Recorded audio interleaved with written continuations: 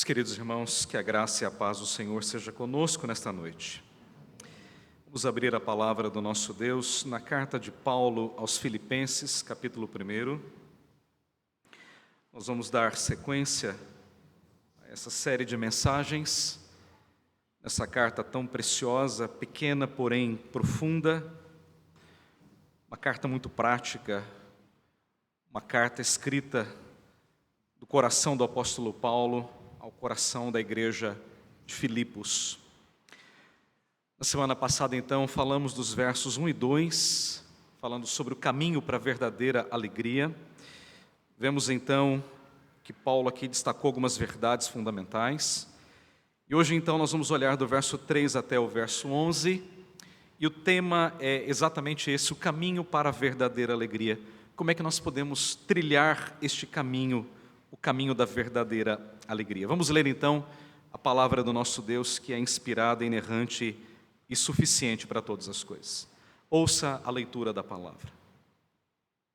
Dou graças ao meu Deus por tudo o que recordo de vós, fazendo sempre com alegria súplicas por todos vós, em todas as minhas orações, pela vossa cooperação no Evangelho, desde o primeiro dia até agora. Estou plenamente certo de que aquele que começou a boa obra em vós, há de completá-la até o dia de Cristo Jesus. Aliás, é justo que eu assim pense de todos vós, porque vos trago no coração, seja nas minhas algemas, seja na defesa e confirmação do Evangelho, pois todos sois participantes da graça comigo. Pois minha testemunha é Deus, da saudade que tenho de todos vós, na terna misericórdia de Cristo Jesus. E também faço esta oração, que o vosso amor aumente mais em mais, em pleno conhecimento e toda a percepção, para aprovardes as coisas excelentes e serdes sinceros, inculpáveis para o dia de Cristo, cheios do fruto de justiça, o qual é mediante Jesus Cristo, para a glória e louvor de Deus. Esta é a palavra de Deus. Vamos orar mais uma vez. Senhor, nós estamos diante da Tua palavra. Nós viemos aqui para Te adorar e desejamos ouvir a Tua voz. Que o Teu Espírito, Senhor, abra o nosso entendimento e nos dê um coração ensinável diante da Tua palavra. Ó Deus, abençoa a Tua igreja nesta noite, que ela possa receber a Tua palavra como palavra de Deus, não de homens, mas palavra do Senhor. Abençoa também, Senhor, e usa o Teu servo, o pregador, nesta hora. Unja, Senhor, os seus lábios com o Teu Espírito, para que ele seja fiel à Tua palavra, fiel àquilo que o Teu Espírito inspirou o apóstolo Paulo a escrever, mas que ele também seja simples, seja claro, seja profundo e seja prático. Fala, Deus, ao nosso coração nesta noite, e que as palavras dos meus lábios e o meditar do meu coração sejam agradáveis na Tua presença. Oramos para a Tua glória e o fazemos em nome de Jesus. Amém. Meus irmãos, como já disse na semana passada, o apóstolo Paulo escreveu essa carta de dentro de uma prisão, muito provavelmente uma prisão ainda domiciliar, lá em Roma, na cidade de Roma. Paulo havia fundado essa igreja não muito tempo antes, na sua segunda viagem missionária. Foi uma viagem importante no ministério de Paulo, e essa igreja nasceu da conversão de 3 pessoas. Uma mulher, talvez abastada, uma jovem e um carcereiro. E Paulo tinha um amor muito grande por essa igreja. Era uma igreja que estava no coração do apóstolo Paulo. Mas então agora o apóstolo Paulo está preso, sua prisão domiciliar em Roma, e a igreja de Filipos decide então enviar um homem chamado Epafrodito. E esse homem então percorreu cerca de 1.300 quilômetros para estar com o apóstolo Paulo. E ele foi com 3 propósitos: levar uma oferta generosa daqueles irmãos, ajudar o apóstolo Paulo no seu tempo de prisão e também informar o apóstolo Paulo acerca das necessidades, das lutas, do avanço espiritual daquela igreja. Então agora, depois de um tempo, Epafrodito volta à igreja de Filipos, trazendo então informações, trazendo, na verdade, instruções do apóstolo Paulo. E Paulo então, nessa carta, instrui a igreja, estimula a igreja ao crescimento espiritual, encoraja os irmãos, mas também alerta os irmãos sobre os falsos ensinos, sobre os falsos mestres, mas também Paulo exorta a igreja quanto à unidade na fé. Os irmãos vão perceber que era uma igreja que tinha um certo problema, era uma igreja que estava dividida, por assim dizer. E Paulo então encoraja esses irmãos, exorta esses irmãos a que vivam em unidade cristã. Então é uma epístola de encorajamento, uma epístola de exortação. Mas aqui também é uma epístola que fala sobre alegria. Eu mencionei na semana passada que Paulo usa a palavra alegria cerca de 16 vezes em toda a carta. Então alguns chamam essa carta de a carta da alegria, e ela foi escrita de dentro de uma prisão, para nos ensinar que a nossa alegria é acircunstancial, ela não depende das circunstâncias, pelo contrário, ela é ultra circunstancial, ela está acima das circunstâncias. E hoje à noite então eu quero olhar para os versos 3 a 11, e destacar 3 passos, 3 caminhos, para nós alcançarmos essa verdadeira alegria, ou desfrutarmos dessa verdadeira alegria.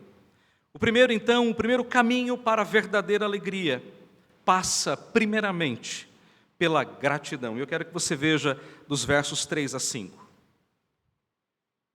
Veja como Paulo destaca a sua gratidão.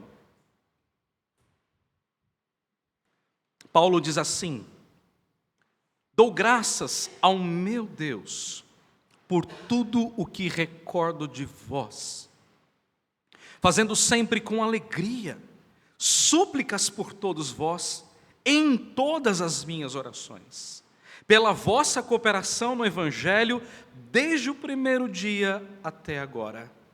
O que é que Paulo nos ensina aqui, irmãos? Que ele era um homem agradecido a Deus pela vida daquela igreja. A única igreja que se associou com Paulo, do início ao fim do seu ministério, foi a igreja de Filipos. E paradoxalmente, era talvez a igreja mais pobre da Macedônia, mas uma igreja que cooperou com o apóstolo Paulo, que se dedicou no trabalho missionário, no avanço do evangelho. Essa igreja mandou oferta quando Paulo estava em Corinto, em outros lugares, e agora eles mandam o próprio Epafrodito, levando uma oferta generosa ao apóstolo Paulo. E Paulo então introduz as suas palavras dizendo: eu sou grato ao meu Deus por tudo aquilo que recordo de vós. Nós temos aqui uma grande lição, irmãos, a importância, a necessidade de nós agradecermos a Deus por tudo aquilo que Deus tem nos dado. Deus nos abençoa por meio de pessoas, Deus abençoa por meio da igreja, por meio dos seus servos. Hoje aqui nós arrecadamos dízimos e ofertas. Um pouco desse valor será destinado a obreiros que estão do outro lado do mundo, missionários que estão plantando igrejas. Como é importante esse envolvimento na obra missionária, mas também como é importante a gratidão a Deus. Aliás, irmãos, a gratidão é um antídoto bíblico contra a nossa murmuração. Paulo começa dizendo: eu dou graças a Deus. Paulo não começa pedindo, Paulo não começa intercedendo, mas Paulo começa agradecendo a Deus. Muitas vezes a gente ora e tem um checklist de oração. Temos tantos pedidos, por enfermidade, por emprego, por família, por isso e por aquilo outro. E nós muitas vezes nos esquecemos de agradecer a Deus pelas grandes e pequenas bênçãos.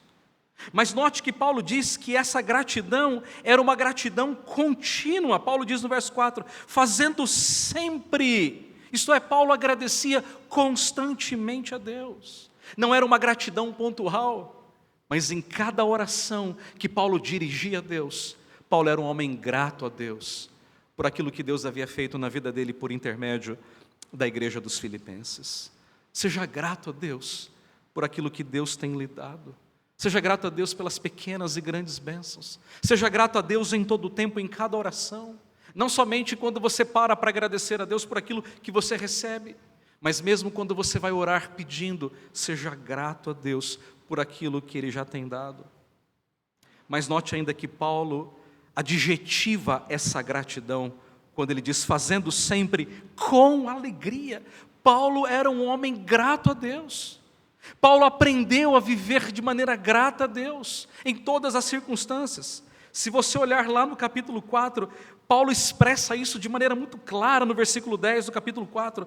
Alegrei-me sobremaneira no Senhor. Paulo era um homem contente diante de Deus. Agora, uma vez mais, renovaste a meu favor o vosso cuidado, o qual também já tinhais, mas vos faltava a oportunidade. Digo isto, veja o que Paulo diz no verso 11. Digo isto não por causa da pobreza, porque eu aprendi a viver contente, agradecido, satisfeito em toda e qualquer situação. Irmãos, os crentes também passam por lutas. Os crentes enfrentam circunstâncias difíceis. Muitas vezes enfrentam a enfermidade, o desemprego e tantas outras lutas. Paulo também passou por tudo isso. Se você olhar para a segunda carta de Paulo aos Coríntios, lá no capítulo 11, ele vai destacar uma lista de sofrimentos que ele passou por causa do Evangelho. Foi açoitado na voragem do mar, perseguido por judeus, por patrícios, por irmãos, opositores na fé. Mas Paulo era um homem que aprendeu a ser grato a Deus em todo o tempo. O cristão precisa viver constantemente em gratidão diante de Deus. A nossa alegria, irmãos, não é meramente um sentimento vazio. A nossa alegria é uma certeza de quem é o nosso Deus e do que Ele tem feito na nossa vida. A nossa alegria tem que ser uma alegria apesar das circunstâncias. A nossa alegria tem que ser uma alegria pela graça e pela paz que reinam no nosso coração. Não é assim que Paulo introduz a sua carta? Lá no verso 2, graça e paz não é apenas uma saudação, mas é aquilo que nós temos, é aquilo que nós desfrutamos. Nós já temos a graça que nos une a Deus, que nos salvou dos nossos pecados, e também temos a paz da reconciliação com Deus. Então a nossa alegria é pela graça e pela paz que nós recebemos. A nossa alegria é pelas promessas que nós recebemos, a promessa da ressurreição, a promessa da vida eterna, a promessa de estarmos com Cristo para todo sempre. O cristão é aquele que aprende a viver agradecido em todo o tempo. Mas note que o apóstolo Paulo agradece a Deus orando por esta igreja no versículo 4, fazendo sempre com alegria súplicas por todos vós. Paulo orava por cada um daqueles irmãos. Paulo não poderia estar com aqueles irmãos, mas Paulo poderia levar aqueles irmãos diante de Deus. Paulo orava por eles em todo o tempo.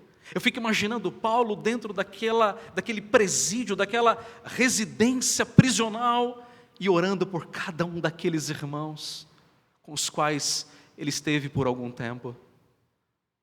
A igreja grata é a igreja que ora pelas pessoas, é a igreja que ora uns pelos outros. A gratidão é um antídoto contra a murmuração, certamente o é. E orar é uma forma de agradecer as pessoas. Muitas vezes nós vamos agradecer não dando outras coisas, mas orando pelas pessoas, orando pelo seu crescimento espiritual, orando pela sua maturidade espiritual. E o apóstolo Paulo não podia estar com eles, mas os levava diante de Deus nas suas orações. E Paulo diz, eu faço isso, olha, veja o detalhe no final do verso 4, em todas as minhas orações. Houve um pregador que disse que um crente nunca poderia dirigir a Deus uma oração sem que nela houvesse um ato de gratidão. Às vezes a gente vê crentes orando, não é? E eles pedem uma lista imensa, mas nunca param para agradecer a Deus. Nunca param para dizer, Senhor, eu te agradeço por isso. Senhor, eu te agradeço pela vida. Senhor, eu te agradeço pela vida eterna. Senhor, eu te agradeço pela família. Há um hino no nosso cenário que quando eu canto, particularmente eu tremo. Eu te agradeço pelos amigos e pelos inimigos. Quando eu canto isso, eu digo, meu Deus, quão difícil é isso. Quão difícil é isso. O crente é chamado a viver de maneira grata ao nosso Deus. E Paulo então encerra a sua expressão de gratidão, mostrando a razão disso tudo no verso 5. Pela vossa cooperação no Evangelho, desde o primeiro dia até agora. Paulo reconhecia o trabalho importante da igreja de Filipos. Uma igreja pequena, uma igreja pobre, numa região pobre, mas uma igreja generosa. E eu disse isso a semana passada. Não importa o tamanho de uma igreja, não importa a quantidade de recursos de uma igreja, o que importa é o seu coração, é a sua generosidade. Uma igreja pode dar muito para o reino de Deus, se ela o faz com um coração liberal. Não pensemos nós que apenas aquelas grandes igrejas é que contribuem muito para o trabalho missionário. Nós podemos mandar R$10, R$100, R$1.000. Não importa o valor.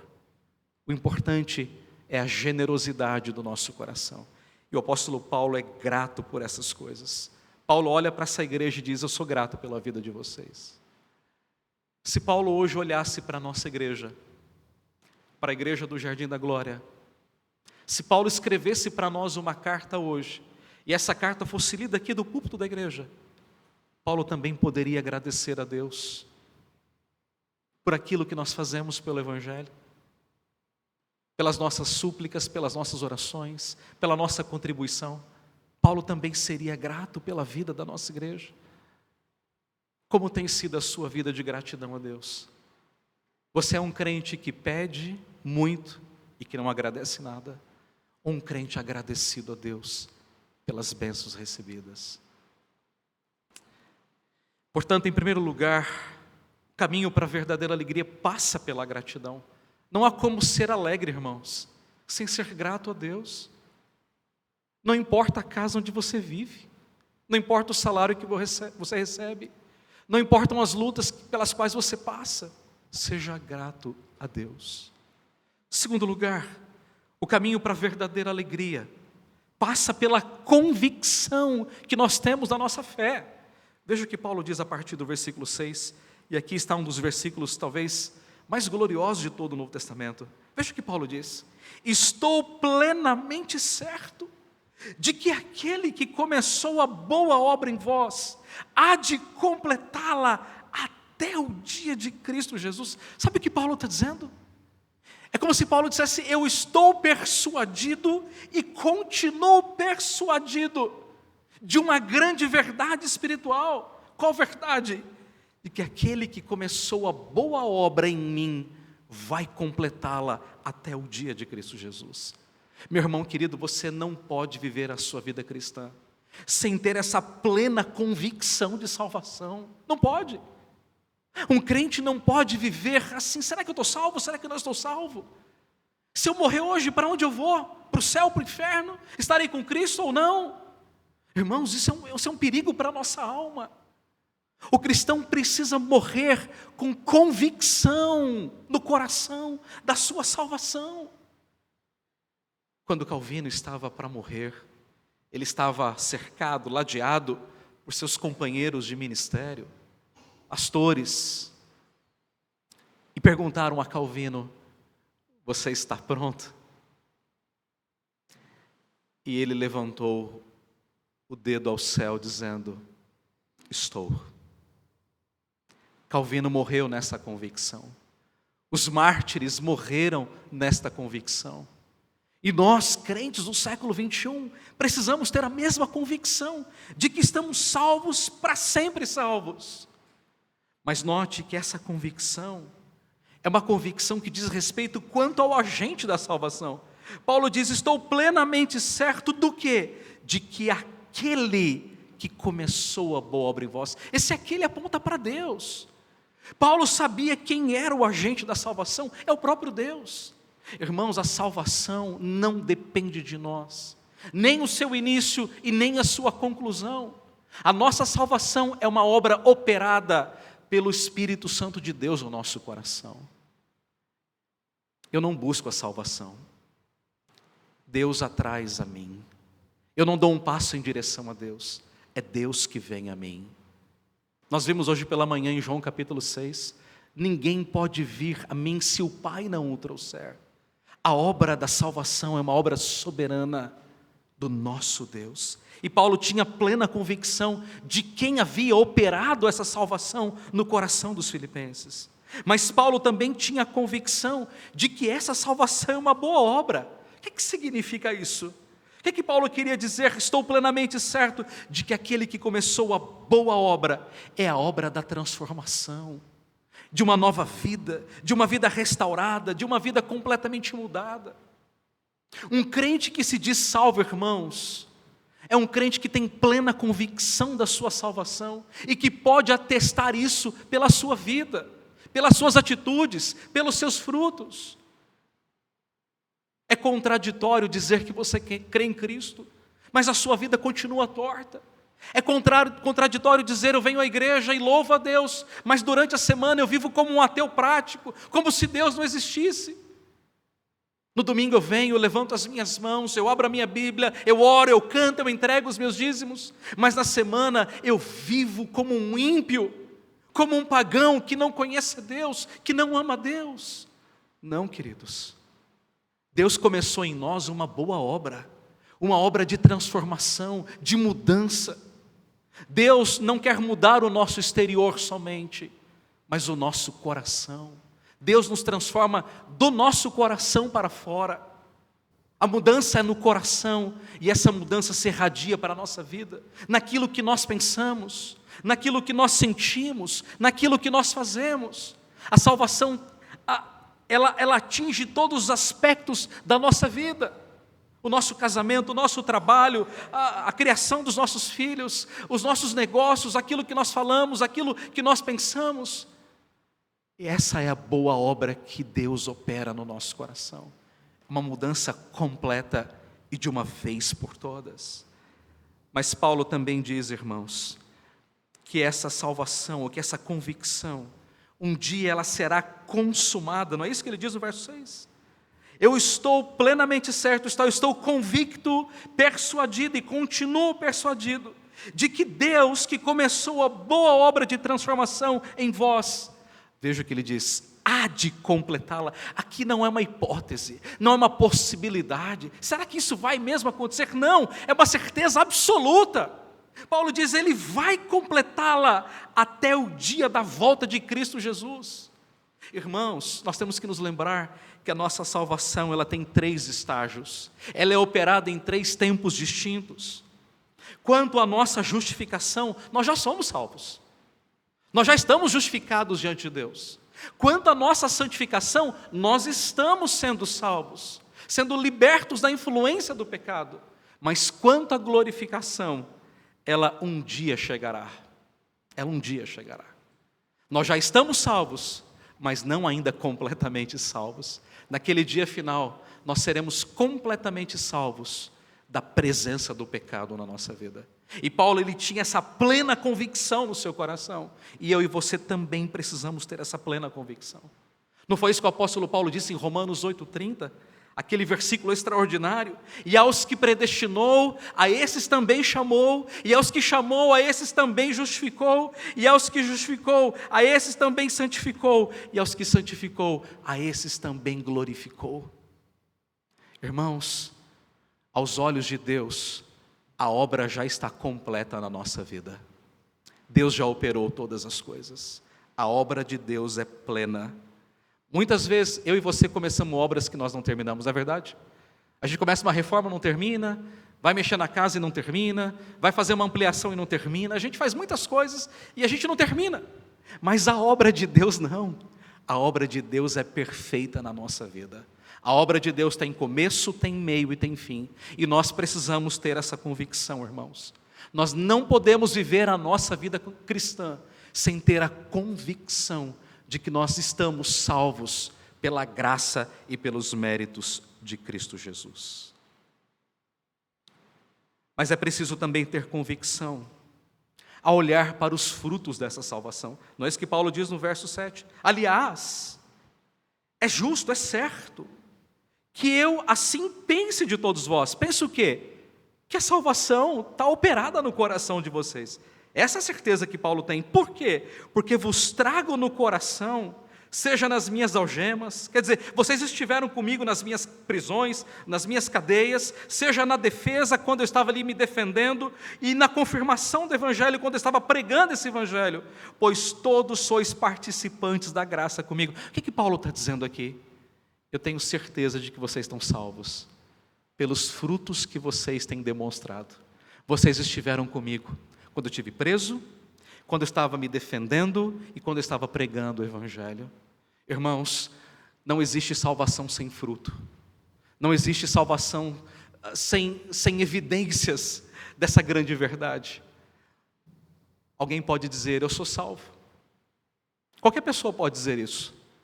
Mas a grande pergunta é, quais são as evidências? O que é que revela a nossa salvação? As nossas palavras, o nosso comportamento, os nossos pensamentos, tudo isso tem que revelar a nossa salvação em Cristo Jesus.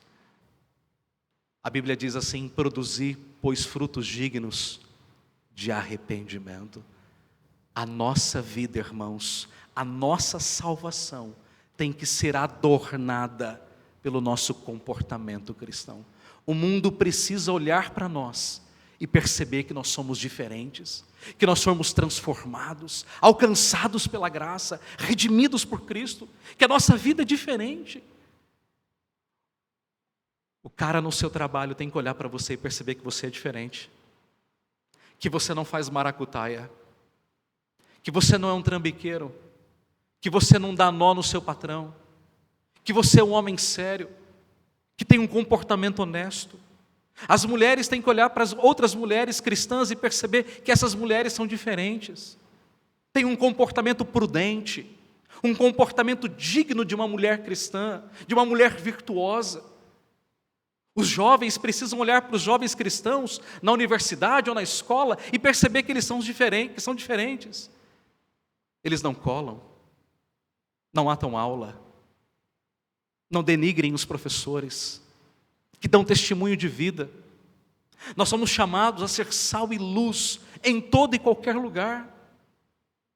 E Paulo tinha convicção de que a igreja dos filipenses era uma igreja de fato convertida. Cada um de nós precisa olhar para si e perceber os frutos que tem dado. E Paulo termina essa porção falando sobre a sua convicção, dizendo assim, no verso 8, pois minha testemunha é Deus, da saudade que tenho de todos vós, na terna misericórdia de Cristo Jesus. Que convicção que Paulo tinha aqui? Da convicção do seu amor por aquela igreja. E sabe o que é interessante? Era uma carta escrita do coração de Paulo para o coração daquela igreja. E Paulo podia atestar isso diante do próprio Deus. Paulo fala, Deus é minha testemunha. Eu sinto saudade de vocês, que tenho de todos vós na terna misericórdia. Essa expressão na língua portuguesa é muito diferente da língua grega. A tradução aqui não consegue expressar exatamente o pensamento grego, mas lá na língua grega a palavra que Paulo usa aqui é de entranhados afetos. Entranhados quer dizer das entranhas, das vísceras.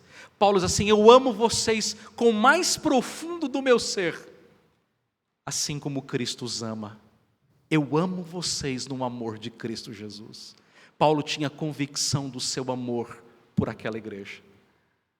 Essa é a convicção que todos nós precisamos trazer no nosso coração. A convicção de que nós amamos a igreja. A igreja, irmãos, é constituída por pessoas pecadoras. Ninguém aqui é perfeito. A perfeição chegará na glória. Todos nós aqui temos as nossas falhas, os nossos erros. Nós muitas vezes escorregamos, falamos coisas que não queremos, fazemos coisas que não gostamos. Mas ainda assim, nós precisamos nos amar uns aos outros. E nós precisamos nos lembrar muito claramente do que é o amor. O amor bíblico não é um sentimento. Não é simplesmente dizer, eu amo você. Isso qualquer pessoa pode dizer. Uma pessoa que não é crente diz isso, eu amo você, querida. Eu amo você, meus filhos. Mas o amor bíblico não é um sentimento vazio. O amor bíblico é uma atitude. Eu decido amar e eu amo. Esse é o verdadeiro amor bíblico. é o amor que se doa, é o amor que entrega, é o amor que faz. Eu posso não gostar de alguém, eu posso ter as minhas diferenças com alguém, eu posso pensar diferente das pessoas, mas se eu tiver que amá-las, eu vou amá-las. Se eu tiver de ajudá-las, eu vou ajudá-las. Se eu tiver de perdoá-las, eu vou perdoá-las. Porque o amor bíblico é o amor que perdoa, que é misericordioso, que é compassivo, que é generoso, que busca o bem, que coloca o outro antes do eu, que coloca a humildade antes da arrogância. Esse é o amor bíblico, e Paulo tinha plena convicção disso. Portanto, queridos, o caminho para a verdadeira alegria passa pela gratidão, como já vimos, mas também passa pela convicção, a convicção da salvação, a convicção do amor. Mas em terceiro e último lugar, o caminho para a verdadeira alegria passa pela oração. Perceba? Paulo começa agradecendo, Paulo expressa a sua convicção, e agora Paulo termina fazendo uma oração. Eu poderia pregar apenas esses versículos, a noite toda, tão grande a profundidade desses versículos, mas eu vou resumi-los para você. Veja o que Paulo diz a partir do versículo 9.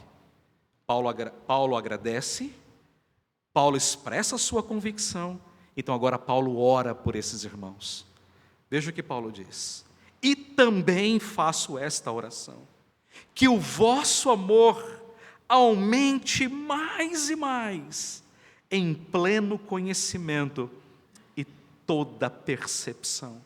Paulo ora para que o amor daquela igreja aumente.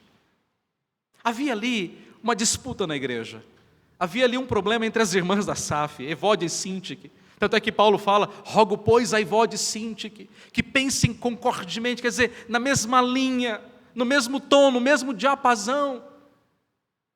Havia sim um problema ali, relacional naquela igreja. E Paulo ora para que o amor desta igreja aumente. Mas veja, não é um amor camuflado, um amor acobertado por um pano quente. Não. Paulo diz que o vosso amor aumente mais e mais no pleno conhecimento e toda percepção. Ou seja, o amor cristão é o amor baseado na verdade. Nós não podemos, irmãos, sacrificar a verdade no altar da unidade, jamais. Jamais. Sacrificar a verdade no altar da unidade, jamais.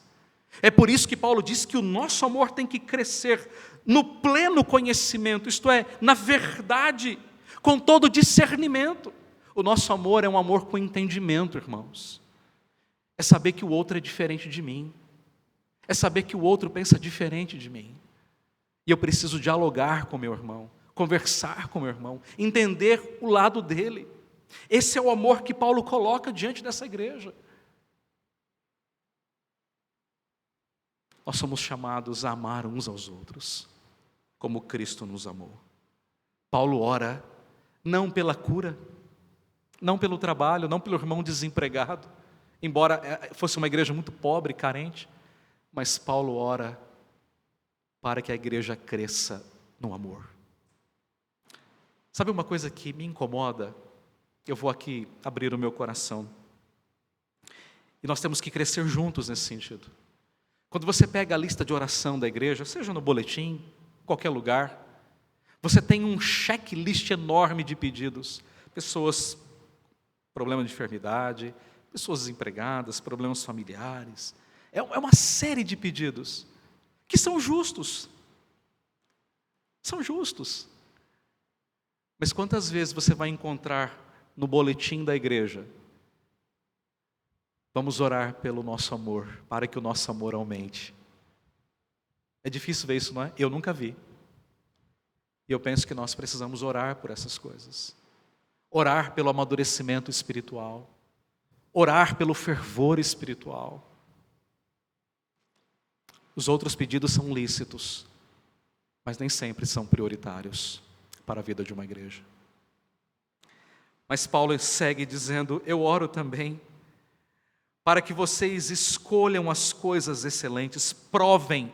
A ideia de aprovardes as coisas excelentes é a ideia de ter um critério, de colocar à prova. É como se Paulo estivesse dizendo: eu oro para que vocês escolham as coisas que são boas e rejeitem aquilo que é mal, que não agrada a Deus. Eu oro para que vocês tenham discernimento espiritual quando vocês forem tomar decisões. Isto é, nós temos que orar pelo amadurecimento espiritual da igreja. E é isso que Paulo está fazendo aqui. Eu oro para que vocês aprovem as coisas excelentes e sejam sinceros e inculpáveis para o dia de Cristo. Eu oro para que vocês cresçam cada dia mais e mais, até o dia da volta de Cristo Jesus. Se eu puder dar um conselho a você, quando você for orar na sua individualidade, no seu culto doméstico, antes de você orar pelos seus pedidos pessoais, ore pela sua igreja, ore pelo avanço do reino, ore pela vida dos outros, ore pelo crescimento espiritual da sua igreja local, pelo amadurecimento, para que o amor aumente, para que as pessoas tenham discernimento espiritual, para que as pessoas desanimadas se encorajem, para que as pessoas afastadas da fé voltem à fé. Eu encorajo você a fazer isso. E Paulo então termina falando desse propósito da oração. Ele ora para que o amor aumente, ele ora para que as pessoas tenham discernimento e aprovem as coisas que são excelentes, que são boas para o crescimento.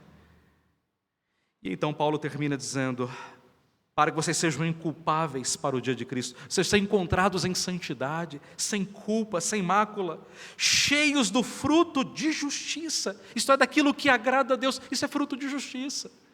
A minha oração é para que no dia da volta de Cristo, vocês sejam encontrados inculpáveis, com frutos retos, que agradam a Deus, que glorificam a Deus.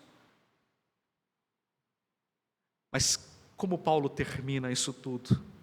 Paulo termina dizendo: o qual é mediante Jesus Cristo. É como se Paulo estivesse dizendo: eu oro para que vocês cresçam espiritualmente, para que vocês produzam fruto de justiça que glorifica a Deus, mas eu sei que isso não vem de vós, é mediante Jesus Cristo, ou seja, é tudo pela graça. A nossa vida, irmãos, é centrada em Cristo Jesus. Para quê? Para a glória e louvor de Deus. Para que no final, no dia final, toda glória, toda honra e todo louvor sejam dados ao nosso Deus. É assim, irmãos, que deve viver uma igreja. Esse é o caminho para a alegria. Concluindo, você quer viver a verdadeira alegria cristã, desfrutar dela? Seja grato a Deus por tudo aquilo que Deus tem dado. Seja grato a Deus, não só quando tudo vai bem, não tem enfermidade, tem emprego, está tudo caminhando, família está em paz. Não, seja grato em todas as circunstâncias. Esse é o primeiro passo para você viver a verdadeira alegria. O segundo passo, tenha convicção da sua salvação. Se você tem convicção da vida eterna, que venham os problemas, que venham as lutas. Mas ainda assim, você continuará crendo que aquele que começou a boa obra em você vai completá-la até o dia de Cristo Jesus. E por fim, para você experimentar essa verdadeira alegria, você precisa ter uma vida de oração. Orar por aquilo que é essencial, que é prioritário. Ore pelo amor, pelo crescimento espiritual da igreja. Ore pela vida de santidade, para que a sua vida dê fruto de justiça para a glória de Deus. Esse é o caminho para a verdadeira alegria. Que Deus nos abençoe. Amém. Senhor Deus e Pai, graças te damos pela Tua palavra e pedimos, ó Deus, que o Teu Espírito a aplique ao nosso coração. Ajuda-nos, Pai, a desfrutar, a viver essa verdadeira alegria, em gratidão, com convicção, ó Deus, e em oração diante do Senhor. Que esses três elementos façam de nós cristãos alegres, felizes, vibrantes na fé. Ajuda-nos, Pai, a viver em alegria com Cristo Jesus. Que Cristo seja a nossa fonte de alegria, a cada dia, Senhor, a cada instante. Que tudo o que fizermos, seja em palavras, em pensamentos, glorifique o nome do Teu Filho. Que a igreja, Senhor, do Jardim da Glória, experimente cada dia mais esta verdadeira alegria que só Cristo pode dar. Abençoa-nos agora, Senhor, ainda, quando vamos participar da Tua mesa, que sejamos alimentados pelo Senhor mesmo. É o que nós te pedimos, Senhor, em nome e por amor de Jesus. Amém. Vamos responder.